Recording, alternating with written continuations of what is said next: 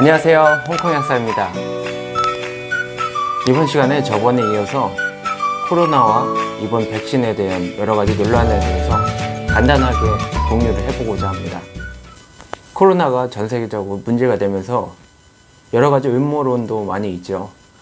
일루미나티, 뉴 월드 오더, 빌 게이츠, 여러가지 세력들을 얘기를 하면서 지금의 코로나가 조작된 것이다, 아니면은 또 이 세계를 컨트롤하기 위해서 뭔가 거대한 음모 세력이 무언가를 만들어내고 있다, 그런 이야기가 있죠.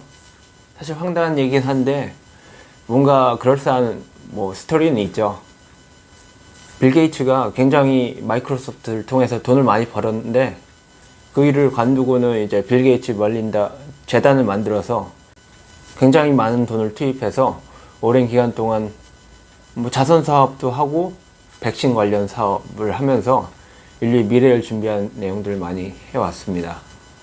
그런데 그 빌 게이츠 관련 음모론 얘기를 들어보면은 빌 게이츠가 인도나 아프리카 등 저개발 국가에서 자궁경부암이나 소아마비 백신을 이용해서 수많은 사람들에게 죽음을 선사했다는 얘기가 있죠.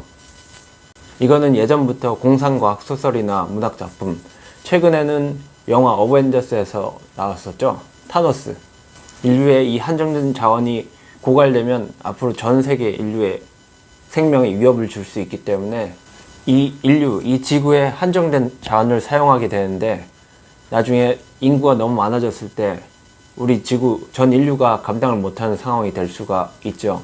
그래서 빌 게이츠가 타노스처럼 인류 일부를 정리해버린다는 그런 상상을 하는 사람들도 있죠. 저는 잘 모르겠어요. 그런 근거가 아예 없는 건 아니죠. 지금 코비드19라는 코로나 바이러스가 창궐하기 1년 전에 빌 게이츠 재단에서는 코로나 바이러스가 인류에게 큰 타격을 줄 수 있다는 비관적인 시뮬레이션 자료를 발표한 적이 있었죠. 그래서 오랜 시간 동안 많은 돈을 투자하면서 여러 가지 백신을 개발하는 데 앞장섰던 빌 게이츠가 오히려 그러한 전력 때문에 더 그 음모론의 대상으로 타겟이 됐죠. 그리고 또 다른 음모론을 얘기하자면 전 세계 정부, 우리가 알지 못한 세계 정부, 그런 것들이 시민들을 통제하기 위해서 백신을 이용한다는 이야기가 있었어요. 사실 지금의 코로나 팬데믹이 정치적으로 이용된 부분이 있기는 해요. 현재 홍콩, 대만, 한국, 미국이나 중국, 전 세계 여러 나라들도 코로나 정부를 이용해서 각자의 정부의 실익을 챙기는 것도 사실이에요.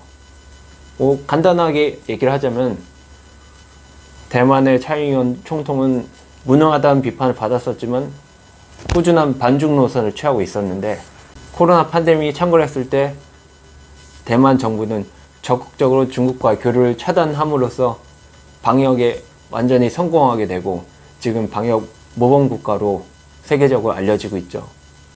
홍콩 정부 같은 경우에는 정치적으로 다들 민감한 내용이긴 하지만은 한동안 민주화 시위로 인해서 사회가 굉장히 시끄러웠었는데 코로나로 인해서 사람들이 외출 자체가 문제가 되고 집회가 문제가 되니까 이제 그런 정치적인 분위기가 싹 전환이 돼버리는 상황이 발생했었죠. 한국도 여러 가지 논란이 있긴 하죠. 코로나가 잘 진정된 것 같을 때는 정부에서 우린 잘하고 있다라고 홍보를 하는데 잘 안 될 때는 또 지금 백신 수급이 잘 되지 않아서 문매를 맞고 있죠. 그래서 정부들이 코로나를 자기 정국에 이용하다 보니까 이게 코로나가 더 누군가에 의해서 조작되고 키워지고 있는 게 아닌가, 그런 우려도 있는 게 사실입니다. 그리고 코로나와 백신의 음모론과는 별개로 백신의 신뢰성에 대한 문제가 있죠. 일단은 제약회사에 대한 불신도 있어요. 예전에 신종플루 치료제라고 했던 타미플루를 로슈라는 제약회사에서 제조를 했었죠. 그 당시 신종플루에 대한 경각심 때문에 세계 여러 정부들이 타미플루를 대량으로 구매를 해서 구비를 했던 적이 있었어요. 하지만 구조가 단순하고 변이가 쉬운 바이러스의 특성상 항바이러스제, 바이러스 치료제는 효과가 좋은 게 별로 없어요. 타미플루 같은 경우도 약을 먹으면 즉각 바이러스가 없어지는 것이 아니라 바이러스에서 회복되는 시간을 며칠 줄여주고 여러 가지 부작용도 있었거든요. 특히 젊은이들이 투여를 했을 때 자살 충동이 일어난다거나 그런 문제들이 나중에 불거지기도 했었죠. 막상 그 질병 자체가 엄청나게 위협적이었던 것도 아니었고요. 그래서 어떻게 보면 지금 이 코로나도 마찬가지로 전 세계 시민들이 불안에 떨게 해서 거대 제약회사들이 돈을 벌기 위한 것이 아닌가라는 생각을 하기도 하죠. 실제로 지금 화이자 백신이라고 하고 있는 독일의 바이오엔테크 백신, 그 회사의 사장이 터키계 독일인인데 이번에 백신을 개발하면서 세계 500대 부자가 됐다고 하더라고요. 또 굉장히 긴급하게 사용을 요구하게 되는 상황이라 급하게 임상을 개발하면서 기존에 엄격하게 신약 개발하던 거랑은 조금 상황이 다르죠.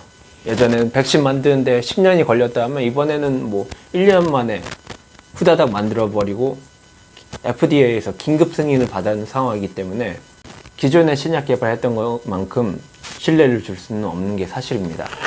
또 다른 백신 문제로는 이 백신이 지금 현재 아스트라제네카 백신이나 중국 백신은 기존의 전통적인 방법으로 개발을 했기 때문에 대체적으로 부작용이 예상이 가능하죠.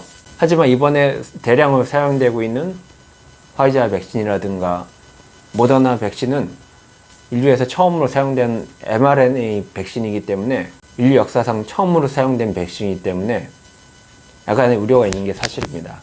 개발 과정 중에는 아무런 문제가 없었다고 하지만 앞으로 투여하는 사람들에게 장기적으로 어떤 부작용이 나올지는 사실 장담을 할 수는 없는 거니까요. 하지만 그런 여러 가지 문제들을 제가 인지하고 있었음에도 저는 백신을 적극적으로 맞게 되었습니다. 그러면 그 이유를 공개하도록 하겠습니다. 첫 번째로 백신 음모론에 대한 얘기인데요. 이 코로나를 누가 만들었다 어쨌다 그런 내용들은 솔직히 전 잘 모르겠어요. 제가 알 수 있는 내용도 아니죠. 제가 봤던 그 내용들은 저도 처음엔 그런 걸 듣고 약간 무서웠던 부분도 있지만 상식적으로 그 보건 사업에 있는 수많은 사람들이 양심적으로 그렇게 문제를 제기하고 그런 경우가 거의 없었고, 그리고 또 그런 음모론들을 하나하나 봤는데 나중에 어떤 음모론에서는 그 백신 안에 나노로봇을 주입해서 사람들을 통제하려고 한다 그런 얘기까지 하는 사람이 있더라고요. 그래서 저는 이건 인류의 그 로봇 공학에 대해서 너무 과신하고 너무 망상에 시달리는 게 아닌가 그런 생각이 들었어요. 음모론이 어느 정도 소설은 쓸 수 있는데 이게 너무 나갔다는 거죠. 그리고 중요한 거는 이제 코로나가 과장이 됐느냐 그런 문제가 있어요. 코로나 바이러스는 원래부터 인류와 밀접해 있던 바이러스고 우리 인류에게 자주 또 감기를 일으키던 바이러스 중에 하나예요. 물론 이게 어느 연구소에서 누군가에게 조작됐다 그런 얘기는 하지만 어쨌든 이 바이러스는 인류에 아주 가까운 바이러스입니다. 그래서 현재 이 바이러스에 감염된 사람들도 보면 상당수는 증상도 없고 아무렇지도 않게 살아가는 사람도 있어요. 하지만 또 그 바이러스로 인해서 치명상을 입고 평생 후유증을 앓는 사람이 있는 것도 사실이에요. 솔직히 젊은 사람이 걸리게 되면 상당수는 조금 앓다가 괜찮아진다고 생각을 해요. 하지만 나이 든 사람들, 또 병이 있는 사람들이 걸리게 되면 치명적인 경우가 많죠. 솔직히 개인적으로도 그래요. 지금 코로나 바이러스가 제가 걸렸다라고 생각했을 때 제가 죽을 가능성은 거의 없다고 생각을 해요. 조금 많이 앓다가 좀 괜찮아질 거라고 생각을 하는데 저나 저희 애들은 괜찮지만은 저를 통해서 감염되는 저희 장인 장모님, 부모님, 그리고 매일같이 만나는 그 수많은 사람들이 제가 퍼뜨린 바이러스로 인해서 죽을 수 있다는 생각을 했을 때는 정말 조심해야겠다는 생각을 하게 되는 거죠.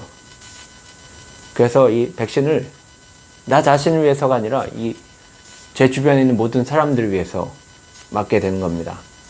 그리고 또 바이러스 감염의 우려로 인해서 제가 만약에 걸리게 되면 제 직장이 폐쇄가 돼버리고 제 주변 환경이 폐쇄가 돼버리면 개인적으로도 큰 타격이고 제가 속한 사회에도 큰 타격을 입죠. 그래서 그런 것들 때문에 코로나 예방이 절실한 겁니다. 그리고 아까 언급했던 백신 자체의 불신에 대한 이야기가 있는데요. 거기에 있어서는 제가 결정적으로 백신을 맞게 된 계기는 바로 이스라엘의 케이스입니다. 이스라엘에서는 팬데믹 초기에 국가적인 차원에서 서둘러서 백신을 계약을 했죠. 그래서 현재 이스라엘은 인구의 절반 정도가 백신을 접종을 완료해서 이제는 많은 사람들이 항체가 생성됐고 이제 외부에서는 마스크를 쓸 필요도 없다고 정부에서 선포를 했습니다. 사실 이스라엘 민족은 미국에서도 정재계를 꽉 잡고 있는 힘 있는 사람들이죠. 굉장히 똑똑한 사람들이고 그 사람들이 국가적인 차원에서 전 국민에게 백신을 투여시키고 그 결과가 아주 고무적이었어요. 이스라엘에서는 이제 화이자 백신을 맞게 됐는데 투여 결과 부작용도 많지 않았고 효율도 굉장히 높았죠. 그래서 백신을 보급한 이후에는 감염자 수가 현저히 줄어들었어요. 현재 이스라엘에서도 감염자 수가 꾸준히 있긴 하지만 그거는 컨트롤 안 되는 특정 집단에서 발병되는 것이라고 합니다.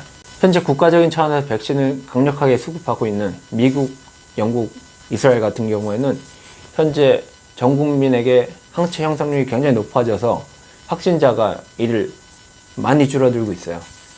그래서 이제 마스크도 벗게 되고 일상생활로 점점 돌아가고 있는 상황이죠. 코로나가 막 부풀려졌다고 얘기하는 경우가 있는데 실제로 각국, 특히 미국 뉴욕이나 이탈리아 같은 경우에서는 초기에 갑작스럽게 사망자가 너무 많이 발생해서 의료시설이 마비되고 사망자를 처리할 수가 없어서 시체가 길바닥에 쌓여있는 경우가 있었죠.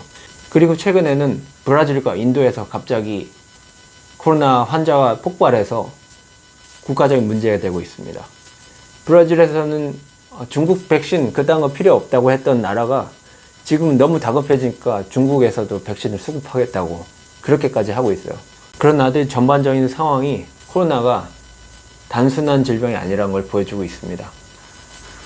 전에 말씀드렸지만 코로나는 무증상 감염자부터 해서 아주 치명적인 케이스까지 여러 가지 케이스가 있어요. 상당수는 무증상이나 경증이라고 볼 수 있지만 치명적인 케이스로 발전되는 경우도 예측을 할 수 없기 때문에 우리 항상 조심해야 되는 겁니다. 특히나 노약자의 경우에는 주의를 해야 되기 때문에 우리 주변 사람들을 위해서 우리가 꼭 백신을 맞았으면 좋겠습니다. 현재 한국 같은 경우는 백신 수급이 원활하지 않아서 현재 혈전 부작용을 문제가 되고 있는 아스트라제네카 백신 그거밖에 선택 여지가 없어서 지금 백신 맞기가 좀 꺼려지는 부분도 있긴 한데요. 하루빨리 정부에서 좋은 백신 많이 수급받아서 전 국민이 집단 면역을 형성하고 일상으로 돌아갈 수 있는 그날을 고대하겠습니다. 여러 가지 복잡한 내용에 대해서 좀 짧게 얘기를 해드렸는데요. 이 내용 등을 통해서 백신에 대한 오해를 풀고 또 많은 것을 알아가셨으면 좋겠습니다. 감사합니다.